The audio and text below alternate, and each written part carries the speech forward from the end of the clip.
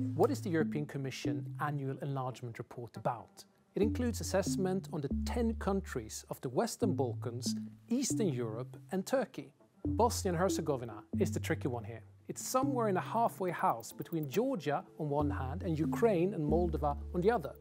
It already has candidate status, unlike Georgia, received last year largely as a direct result of the war in Ukraine. But unlike Moldova and Ukraine, the Commission is very vague on the next steps, recommending the opening of accession talks once the necessary degree of compliance with the membership criteria is achieved, and to report back in March.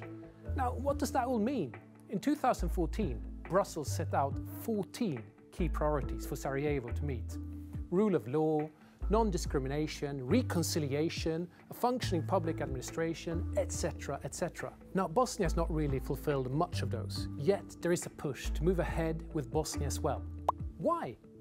As much as the European Commission is saying that this process is based on merits, the truth is that the EU enlargement process is in fact political.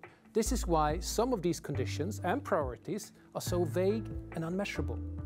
And remember, today we just have recommendations. Those who really take decisions are the 27 EU member states, unanimously, in December. And here we come to how these 4 countries are interlinked. While most EU member states are okay with giving green light to Ukraine or Moldova, some countries, notably Austria, Slovenia and Hungary, want green light for Bosnia as well. The argument is, if we go ahead with countries from the Eastern EU neighbourhood, why not the country from the Western Balkans? Especially since they've waited in the EU antechamber for so long. The same can be argued for Georgia. If Bosnia already is a candidate country, why not Georgia? And if Ukraine and Moldova are moving ahead, isn't it wise to let Georgia proceed as well, not leaving it too far behind the other 2? Difficult questions, yes. Various conditions to live up to, sure. But in the end, it is what all 27 EU member states can agree on.